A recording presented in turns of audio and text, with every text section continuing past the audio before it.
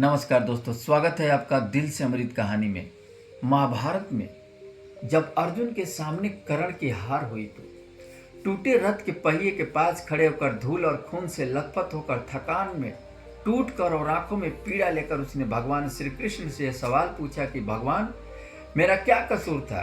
क्या कसूर था मेरा माधव? यह एक ऐसा सवाल था जो किसी एक व्यक्ति का नहीं, मानो हजारों जन्मों का दर्द लिए खड़ा था। जब कर्ण ने यह पूछा कि बताइए माधव, मैं कहाँ गलत था? मैं किस बात का अपराधी था? मैंने ऐसा क्या किया था कि मेरी पूरी जिंदगी संघर्ष, ठुकराहट, अपमान की आग में बीत गई? ऐसा क्यों हुआ माधव कि मेरे हिस्से में बस गालियाँ, श्राप और आरोप आए? मैंने तो किसी से कुछ नहीं मांगा था, न माता से स्नेह, न गुरु से पक्षपात, न धन न राज्य। मैंने युद्ध किया, दान किया, मित्रता निभाई, लेकिन इसके बावजूद जीवन के अंतिम क्षणों में भी दुनिया मुझे अपराधी कह रही है। क्यों? क्यों माधव? क्या दोष था मेरा?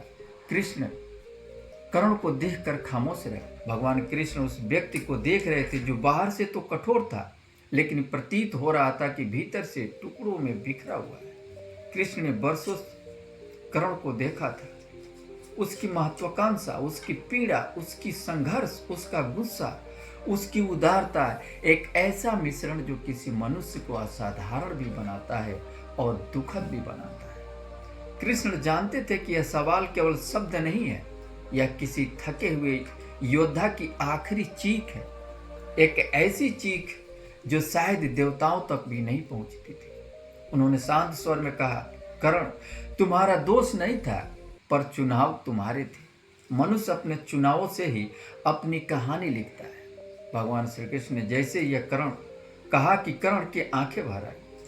कर्ण रोते हुए हंसा और कहा, कौन से चुनाव माधव? इन आंसुओं के साथ जो हंसी थी उसमें व्यंग भी था, पीड़ा भी थी। उसने पूछा, मैंने कौन सा रास्ता चुना था माधव? कब जीवन मेरे हाथ में कुछ था? मैं जन्मा तो अवैध संतान की तरह। जिस माँ की गोद में होना था उस माँ ने समाज के डर से मुझे पानी में बहा दिया। जिसने मुझे पाला वो महान था, लेकिन उसी की जाति मेरा अभिशाप बन गई। जब मैं दुनिया के सामने खड़ा हुआ तो मेरे कौशल से पहले मेरे खून की जांच हुई। मैं राजसी था, पर रथ चलाने वाला कहलाया। मैं क्षत्रिय का पुत्र था, पर सूत का बेटा बना दिया। जब मैं सीखना चाहता था, पढ़ना चाहता था, तो लोग मेरे जन्म पर ताला लगा देते। जब मैं युद्ध में आया तो इंद्र ने मुझे कवच कुंडल मांग लिया। अर्जुन के रथ पर हनुमान जी बैठे थे और टूटे हुए रथ पर मेरा वध करने अर्जुन चल पड़ा। आप बताइए, कहाँ था मैं? मेरे पास क्या था? मेरे पास क्या चुनाव था? मेरा रास्ता तो उसी दिन बंद हो गया था जिस दिन मैं आंख खोलने के लिए तैयार नहीं था। भगवान कृष्ण की आंखें इन सवालों के बाद स्थिर, नरम, न कठोर, केवल सत्य का भार लिए खड़ी थी।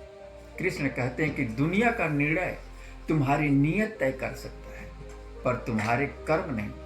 तुम समाज के द्वारा ठुकराए गए, ये ठीक है, पर तुम उस ठुकराहट को अपने निर्णयों का आधार न बनाते तो कौन सा नियम रोके रख सकता था? तुम चाहो तो उस समय सबसे ऊंचा धर्म बना सकते थे, पर तुमने क्या चुना? तुमने दुर्योधन को चुना। कृष्ण जैसे यह कहते हैं कि कर्ण कहता है कि माधव, मैंने दुर्योधन को चुना नहीं। माधव, मैंने नहीं, दुर्योधन ने मुझे चुना। वह एकमात्र था जिसने मुझे मेरे जन्म से परे देखा। उसने कहा कि मैं राजा से कम नहीं हूँ। उसने मुझे वह दिया जो दुनिया ने छीन लिया था, सम्मान। अगर मैं उसके व्यवहार के प्रति कृतज्ञ रहा तो क्या गलत था माधव? जिसने मेरा अपमान मिटाया, उसका साथ देना क्या पाप था? क्या वही धर्म नहीं था? भगवान कृष्ण का स्वर अब भी कठोर नहीं था, पर एक स्पष्टता से उन्होंने कहा, कर्ण, ऋण चुकाना गलत नहीं, लेकिन ऋण ने तुम्हें अंधा कर दिया। दुर्योधन ने तुम्हें सम्मान नहीं दिया, उसने तुम्हारी पीड़ा को हथियार बनाया, तुम्हारी असुरक्षाओं को समझा और ढाल बना लिया। तुम उसके मित्र नहीं थे, उसकी महत्वाकांक्षा का सबसे तेज तीर थे। वह जानता था कि तुम महान हो, वो जानता था कि तुम बस मान्यता चाहिए, और उसने उसी भूख में अपनी मोहर लगा दी। कर्ण की आंखों में चोट थी, लेकिन भीतर कहीं स्वीकार की एक हल्की सी लकीर थी। फिर भी वो धीरे से कहा, अगर दुर्योधन नहीं होता तो मैं कहाँ होता। आज भी मुझे सूत कहकर समाज ढकेल देता। उसने मुझे स्थान दिया, मुझे राज्य दिया, मुझे वो बनाया जो मैं हमेशा से बनना चाहता था। कृष्ण बोले कि उसी स्थान के बदले तुमने द्रौपदी का अपमान होते हुए देखा और तुम खामोश रहे। उसी राज्य के बदले तुम अधर्म को ढकने की कोशिश की। तुमने उसकी लड़ाई अपनी लड़ाई मान ली, जबकि युद्ध उसकी महत्वाकांक्षा का था, तुम्हारे धर्म का नहीं। कृष्ण कहे कि कर्ण, तुम महान थे, पर तुम्हारी महानता सदा किसी और की सत्ता की दासी रही। तुम स्वतंत्र हो सकते थे, पर तुमने खुद को अपने पैरों में दुर्योधन का बंधन डाल दिया। यह शब्द कर्ण की आत्मा में उतरे। वह कुछ देर शांत रहा, फिर कहा कि माधव, लेकिन मैं दोषी कैसे हूँ? मेरा जन्म मेरा अपराध था क्या? क्या माँ का त्याग मेरा पाप था? क्या गुरुओं की उपेक्षा मेरी गलती थी?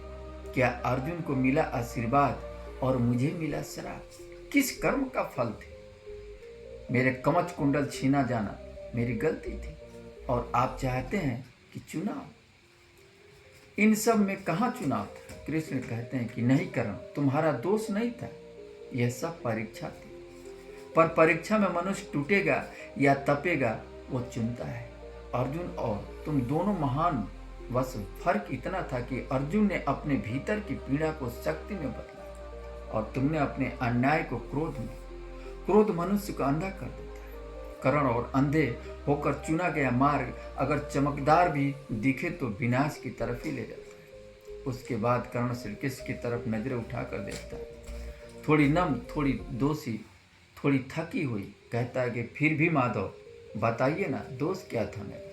कृष्ण कहते हैं कि तुम्हारा दोष यह नहीं था कि तुम सूत पुत्र कहलाए। दोष यह था कि तुमने इस उपाधि को अपने स्वाभिमान से बड़ा मान लिया। दोष यह नहीं था कि समाज ने तुम्हें ठुकरा दिया। दोष यह था कि तुमने उस ठुकराहट को अपना धर्म बना लिया। दोष यह नहीं था कि दुर्योधन ने तुम्हें मित्रता कहा। दोष यह था कि तुमने मित्रता के नाम पर न्याय को अनदेखा कर दिया। दोष यह नहीं था कि कर्ण की तुमसे गलतियां हुई। दोष यह था कि तुमने उन्हें भाग्य कहकर स्वीकार कर लिया, सुधारने की कोशिश नहीं की। और यह सबसे बड़ा दोष था कि तुमने जीवन भर अपने घावों को देखा, पर अपनी प्रकाशता को नहीं, कभी नहीं देखा। तुमने खुद को कभी क्षमा नहीं किया। कर्ण खामोश रहता, मानो भीतर कोई पुरानी दीवार पहली ही बार टूटने लगी। कृष्ण ने उसके कंधे पर हाथ रखा और कहा, कर्ण, तुम्हें लगता है कि तुम्हारी महानता किसी ने समझी नहीं, पर सच्चाई यह है कि तुम्हारी महानता उस दिन अमर हो गई जब तुमने कवच कुंडल दान दिए थे। तुम अर्जुन से श्रेष्ठ धनुर्धर बन सकते थे। तुम दुर्योधन से बड़े राजा बन सकते थे। तुम स्वयं अपनी भाग्य से भी ऊपर उठ सकते थे, पर तुमने सदा अपना प्रकाश किसी और की छाया में मिटने में खर्च कर दिया। सूर्य पुत्र होकर भी तुमने दूसरों की अंधेरी राहें रोशन की, पर अपनी राह कभी नहीं की।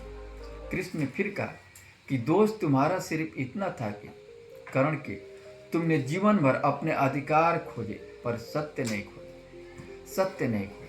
कहानी यह नहीं कि कर्ण दोषी नहीं था। कर्ण केवल एक ऐसा मनुष्य था जिसने अपने घावों को अपने निर्णय पर हावी होने दिया। आज कर्ण हर उस व्यक्ति का दर्पण है जो अपने जन्म को अभिशाप समझता है, जो अपने भीतर की महिमा को, दुनिया को ठुकराहट में खो देता है। जब तक मनुष्य अपनी कीमत दूसरों की नजर से तौलता रहेगा, वह कर्ण बनकर गिरेगा, बार बार गिरेगा। एक इंसान की कहानी में एक आईना है, एक दर्पण है, जिससे हम सब हर रोज कहीं ना कहीं खुद को देखते हैं।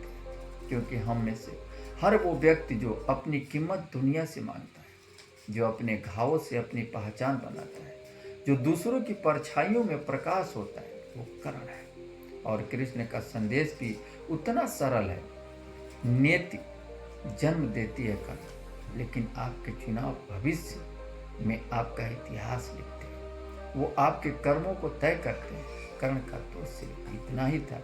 नमस्कार दोस्तों।